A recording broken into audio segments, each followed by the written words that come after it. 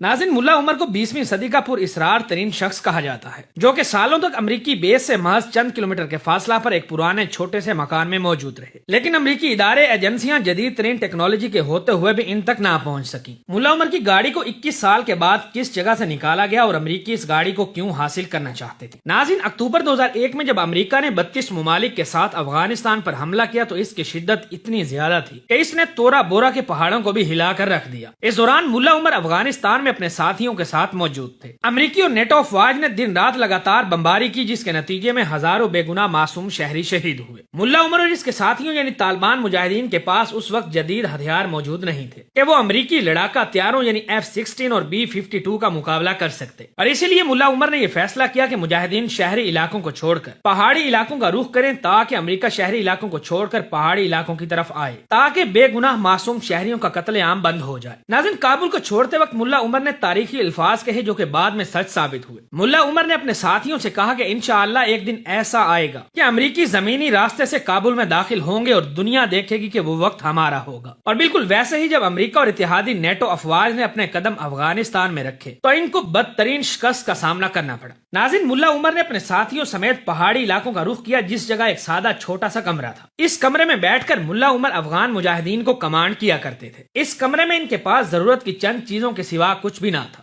ناظرین، ملا عمر کو ختم کرنے کے لیے امریکہ نے افغانستان پر 2 ماہ سے بھی زیادہ لگاتار بمباری کی، لیکن امریکہ ملا عمر کو ڈھونڈنے اور ختم کرنے میں کامیاب نہ ہو سکا۔ اس سب کے ساتھ ساتھ امریکہ کے جدید ترین سیٹلائٹس اور 32 ممالک کی انٹیلیجنس نے افغانستان کا چپا چپا چھان مارا، مگر ملا عمر کا کوئی سراغ نہ مل سکا۔ پوری دنیا حیران تھی کہ آخر یہ کیسے ممکن ہے کہ امریکہ دنیا کی جدید ترین ٹیکنالوجی کے باوجود ملا عمر تک پہنچ نہ سکا، اور آخر افغان مجاہدین کے پاس ایسی کون سی طاقت تھی جس نے امریکہ جیسی سپر پاور کو گھٹنے ٹیکنے پر مجبور کر دیا۔ ناظرین، بے شک افغان مجاہدین کے پاس جدید ترین ہتھیار تو موجود نہیں تھے، لیکن ان کے پاس جاسوسی کا وسیع نظام موجود تھا۔ یہ ملا عمر کے قریب ترین ساتھی تھے جو ملا عمر کے لیے اپنی جان تک قربان کرنے کے لیے ہر وقت تیار رہتے تھے۔ یہ کبھی بھی ایک دوسرے کے ساتھ موبائل فون یا انٹرنیٹ کے ساتھ رابطہ نہیں کرتے تھے، بلکہ ہمیشہ ایک دوسرے سے رابطہ کرنے اور معلومات شیئر کرنے کے لیے خود ایک جگہ سے دوسری جگہ جا کر خطوط کا تبادلہ کیا کرتے تھے۔ یہ ایک ایسا طریقہ تھا جس کے ذریعے دنیا کی کوئی بھی ٹیکنالوجی اس کو ٹریس نہیں کر سکتی تھی۔ یہ اپنے خطوط میں زیادہ تر کوڈ ورڈز کا استعمال کرتے تھے جس کو عام لوگوں یا دشمن طاقتوں کے لیے سمجھنا ناممکن تھا۔ ناظرین، ملا عمر نے امریکہ کے افغانستان کے حملہ کے بعد کبھی بھی موبائل فون استعمال نہیں کیا تھا، اور محض چند قریبی ساتھیوں کے علاوہ کسی کو بھی یہ معلوم نہیں تھا کہ ملا عمر کہاں اور کس جگہ پر رہتے تھے۔ اس کے علاوہ ملا عمر کے پاس قرآن پاک اور ایک ڈائری ہوا کرتی تھی جس میں یہ اپنی زندگی کے تمام احوال لکھا کرتے تھے۔ افغان طالبان کے ترجمان ذبیح اللہ مجاہد کے مطابق ملا عمر 2013 تک اسی خفیہ ٹھکانے میں موجود رہے۔ آپ لوگوں کو یہ بات سن کر حیرانگی ہوگی کہ یہ خفیہ ٹھکانہ امریکی بیس کے محض چند کلومیٹر کے فاصلہ پر موجود تھا، اور امریکہ کو اس کی خبر تک نہ تھی۔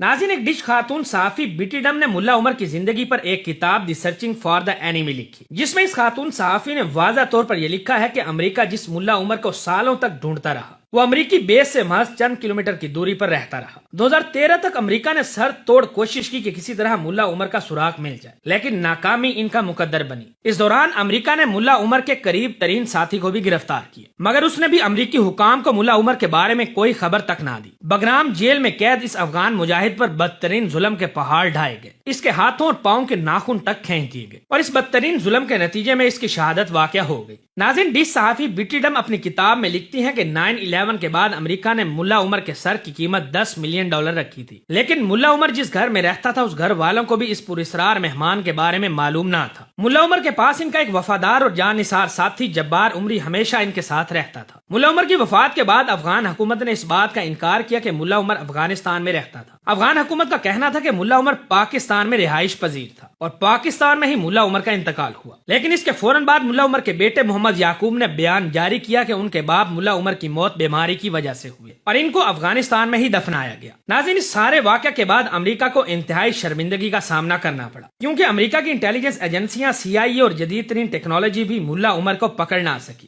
بے شک یہ اللہ پاک کی مدد ہی تھی جس کے آگے دنیا کی تمام تر طاقتوں کو ناکامی نصیب ہوئی۔ ناظرین، اب آخر میں ملا عمر کی گاڑی کے بارے میں آپ لوگوں کو بتاتا چلوں کہ افغان طالبان کے ترجمان نے ملا عمر کی گاڑی کے حوالے سے ایک بیان جاری کیا۔ ان کے مطابق اس گاڑی کو 2001 میں زمین میں گڑھا کھود کر دفنا دیا گیا تھا تاکہ یہ محفوظ رہے۔ یہ گاڑی ٹویوٹا کرولا گاڑی تھی جس کو افغان طالبان نے اپنے امیر ملا عمر کی نشانی سمجھ کر محفوظ کر لیا تھا۔ امریکی خفیہ ادارے کئی بار اس جگہ گئے جہاں ملا عمر کا گھر تھا تاکہ ثبوت کے طور پر کوئی بھی چیز مل جائے۔ امریکی اداروں کو اس بات کا یقین تھا کہ ملا عمر کی گاڑی ملنے کی صورت میں فنگر پرنٹس حاصل کر کے ملا عمر کو وہ بآسانی پکڑ سکتے ہیں، لیکن ملا عمر کے وفادار ساتھیوں نے ملا عمر کے کہنے کے مطابق ان کے ذاتی سامان اور گاڑی کو زابل کے ایک ویرانے میں دفنا دیا تاکہ امریکہ کو ملا عمر کے بارے میں کوئی بھی ثبوت نہ مل سکے۔ میڈیا رپورٹس کے مطابق ملا عمر کی گاڑی کو 21 سال کے بعد نکالا گیا۔ حیرت کی بات تو یہ ہے کہ یہ 21 سال کے بعد بھی اپنی اصل حالت میں موجود تھی۔ ویڈیو اچھی لگے تو اسے اپنے دوستوں کے ساتھ فیس بک، واٹس ایپ اور دیگر سوشل میڈیا پلیٹ فارم پر بھی شیئر کریں۔